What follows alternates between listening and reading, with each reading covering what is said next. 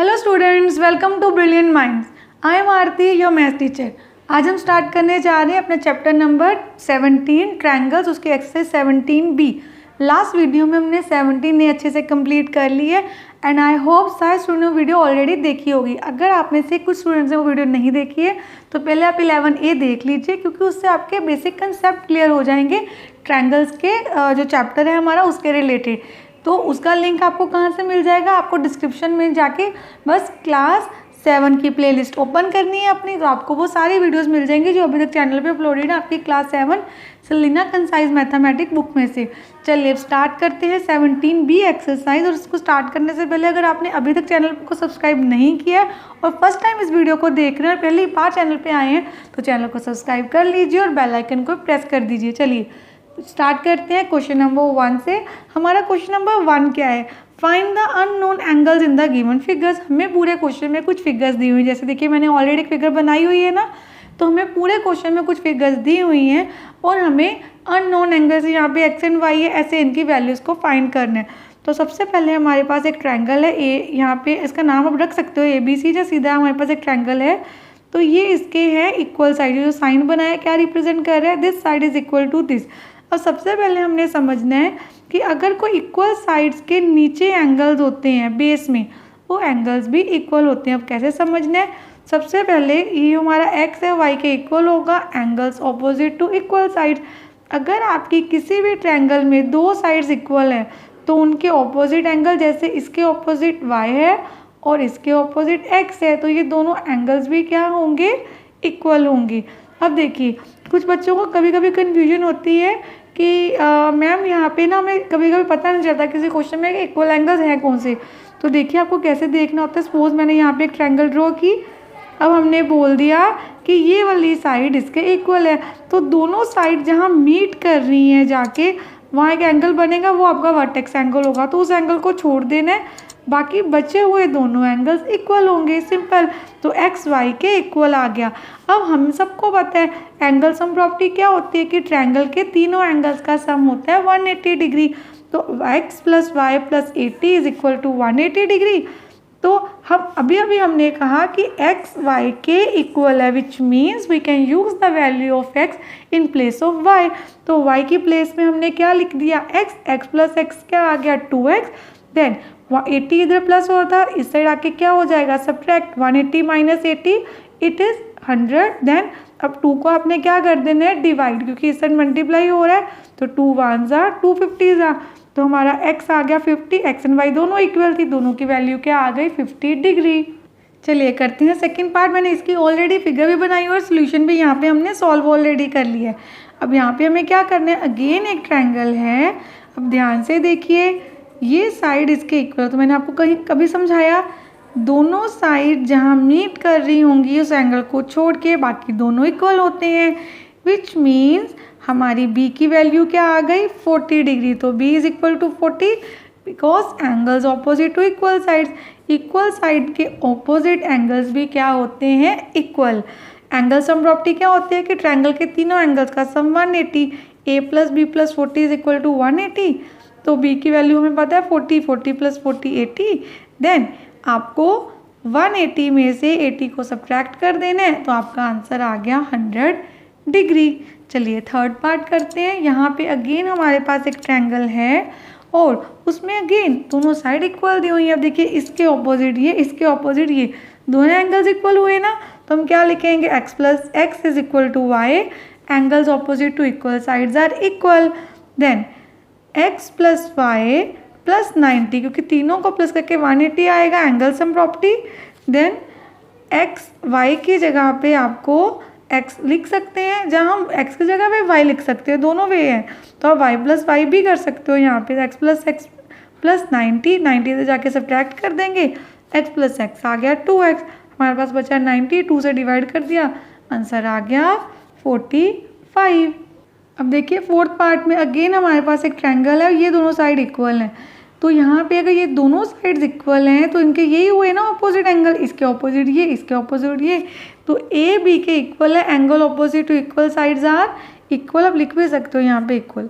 Angle opposite to equal sides are equal, इसलिए हम equal लिख देते हैं।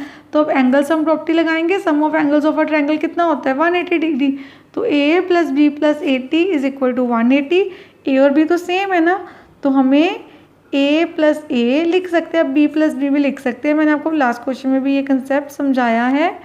तो हमने लिख दिया 2a plus 80 is equal to 180 degree, then 2a is equal to 180 degree minus 80, 2a is equal to यहाँ पे 100 आ जाएगा, a is equal to 100 divide by 2, 2 1 ज़ा 2 50 ज़ा, तो आपके पास a आ गया 50 डिग्री। हमें पता है a एंड b दोनों इक्वल हैं, तो b भी आ गया 50 डिग्री, दोनों ही एंगल्स इक्वल हैं। अब जब आपने b फाइंड कर लिया 50, a भी आपके पास 50 आ गया 50 डिग्री। अब आपको फाइंड करना है x।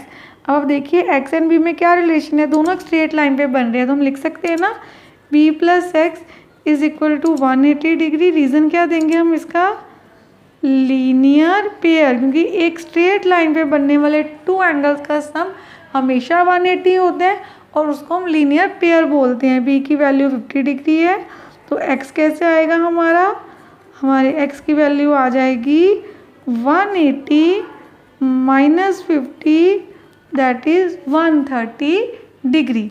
चलिए अब करते हैं अपना फिफ्थ पार्ट। आई होप आपको फोर्थ पार्ट अच्छे से क्लियर हो गया होगा। चलिए अब यहाँ देखिए फिफ्थ पार्ट में आपके पास यहाँ पे एक एंगल P है और ये दोनों साइड्स इक्वल हैं। ये एंगल्स तो हमें बताया ही नहीं और यहाँ पे कोई एंगल नहीं है, तो हम अपनी यहाँ पे एंगल ले सकते हैं, इनका नाम एंगल X।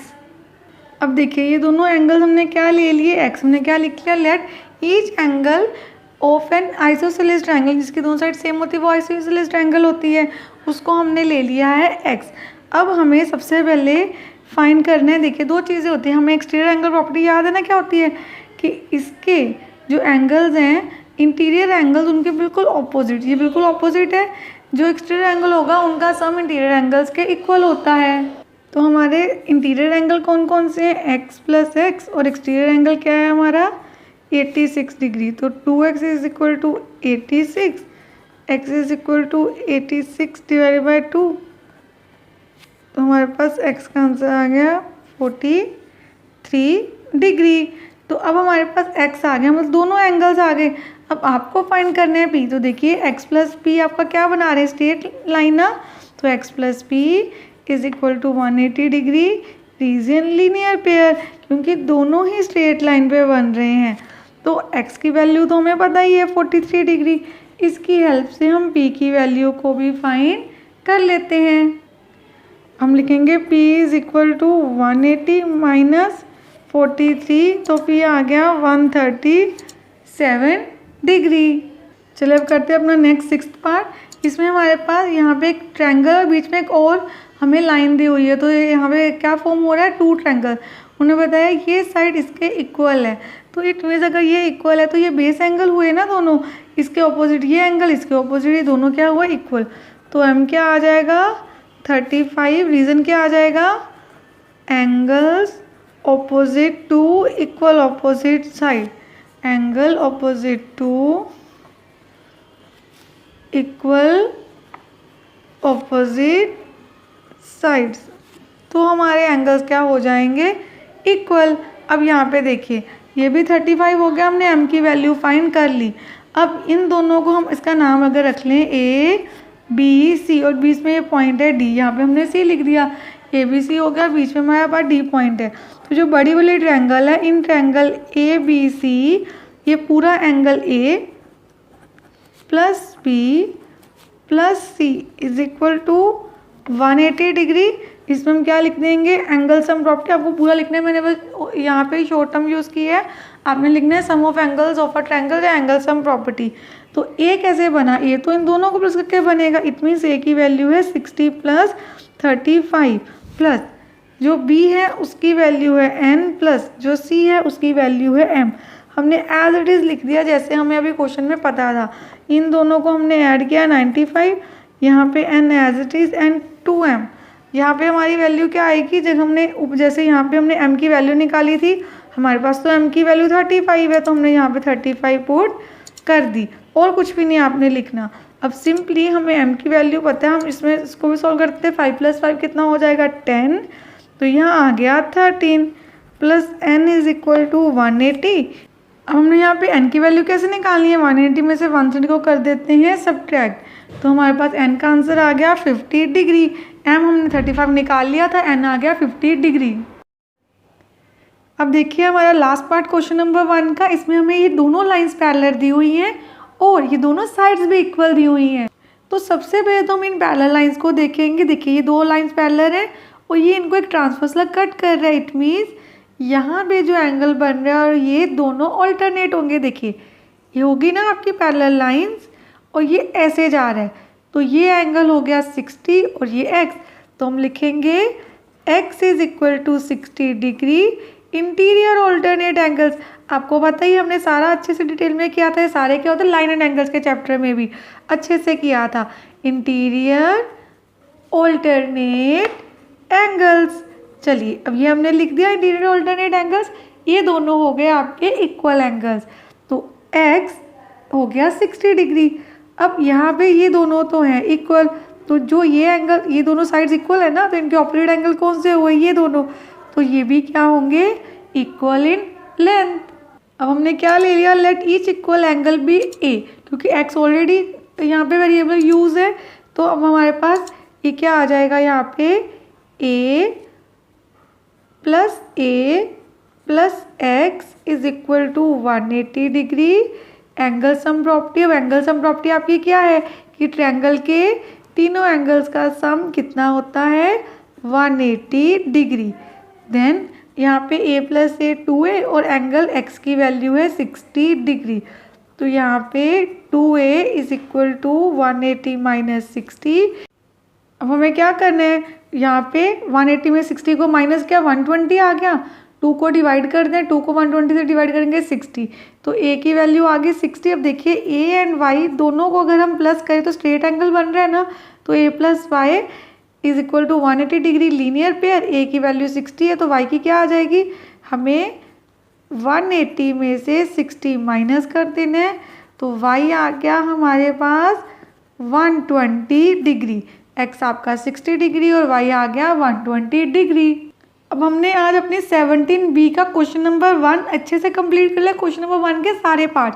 नेक्स्ट वीडियो हम क्वेश्चन नंबर 2 से स्टार्ट करेंगे। आई होप आपको ये सारे समझ अच्छे से क्लियर हो गए होंगे। मिलते हैं नेक्स्ट वीडियो में। अगर आपको वीडियो अच्छी लगी तो please like, share and subscribe and press the bell icon, जिससे आपके पास न्यू वीडियोज़ की नोटिफिकेशन भी टाइमली आती रहे। Thank you for watching.